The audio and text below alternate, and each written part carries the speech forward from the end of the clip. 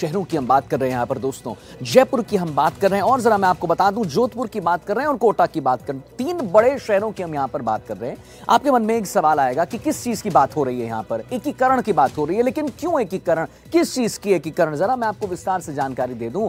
5 बज गए एनडीटीवी राजस्थान पर लेटेस्ट अपडेट जरा दे दूं आपको बता दूं कि अब इन शहरों की कमान संभागीय आयुक्तों के हाथ में आ चुकी है।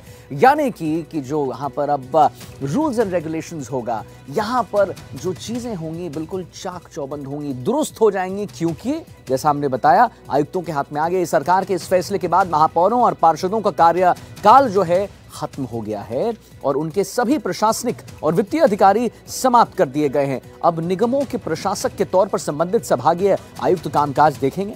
जयपुर में संभागीय आयुक्त पूनम ने सोमवार को निगम प्रशासन की कमान संभाल ली।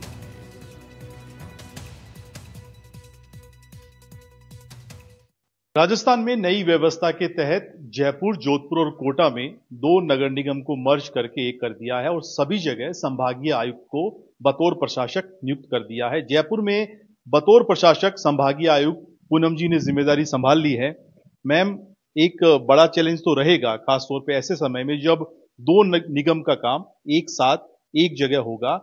व्यवस्थाओं को बनाने में थोड़ा परिश्रम करना पड़ेगा। अभी पहले दिन किस तरह की परेशानी आ रही है?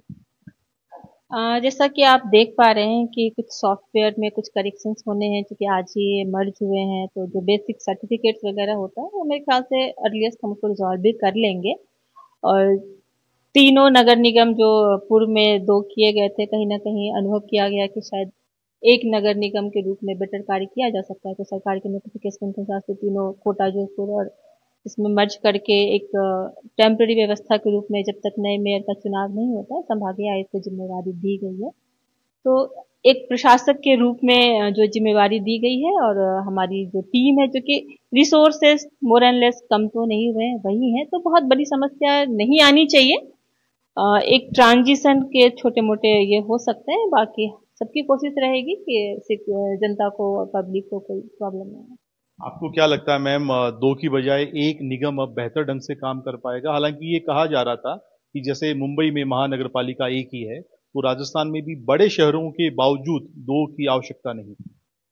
निश्चित रूप से राज्य सरकार के स्तर पे काफी मंथन के बाद एकीकरण का निर्णय लिया गया है, तो निश्चित रूप से पहले से बेहतर व्यवस्थाएं होंगी। जो आम आदमी है जयपुर का, जिसका रोजाना काम किसी न किसी रूप में नगर निगम में पड़ता था, वो अब कहाँ जाए मैम, और किन बातों का ख्याल रखें?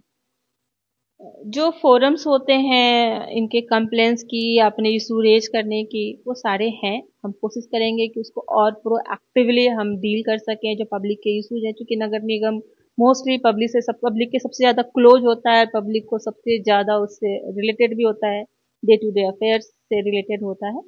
तो हम अपने सिस्टम को और भी एक्टिव करेंगे, क्योंकि कहीं ना कहीं आज जनप्रतिनिधि जो इनके इशूज को लाते थे, एक गैप कुछ दिन के लिए महसूस होगा, बट आज के डेट में मेरे ख्याल से सोशल मीडिया इतना स्ट्रांग है और आप मीडिया बंधु सब मिलके उन चीज़ों को पहुंचाएंगे, और हम तो पूरी कोशिश रहेगी, क्योंकि रिसोर्सेज तो है प्रॉब्लम सॉल्व करने की। यानी अब हेरिटेज जाने की आवश्यकता नहीं है, केवल ग्रेटर जाने की आवश्यकता नहीं है, हेरिटेज की बिल्डिंग में ही अपने काम के लिए जाएं, या दोनों भवन में कामकाज सुचारू चलेगा?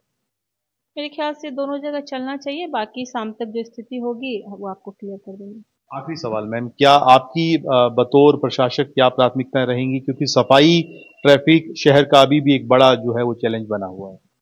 निश्चित रूप से जो महसूस की जा रही है, ट्रैफिक के इशूज हैं, सफाई के इशूज हैं, और ये क्या है, हम डे टू डे इम्प्रूव तो कर रहे हैं, बट कहीं ना कहीं एक ग्लोबलाइजेशन का दौर है, जिसमें लोगों की अपेक्षाएं बढ़ती जाती है और बढ़नी भी चाहिए। जयपुर जिस प्रकार का शहर है, क्यों नहीं हम दिल्ली, मुंबई जैसे, इंदौर एक छोटा शहर भी बहुत अच्छा हुआ, तो निश्चित रूप से हम भी चाहेंगे कि हमारा भी नाम वहाँ हो।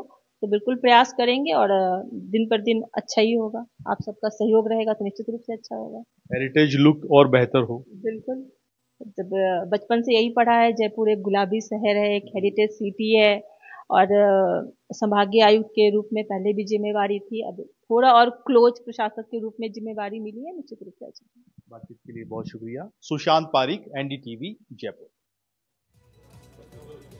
अब देखिए दोस्तों, जनप्रतिनिधियों का कार्यकाल खत्म होने के बाद तो कुछ होगा, बड़ा होगा, क्या होगा जरा उसको समझने की कोशिश कीजिए। हुआ क्या है, जनप्रतिनिधियों का जो कार्यकाल है वो समाप्त कर दिया गया, जैसे हमने आपको पहले बताया।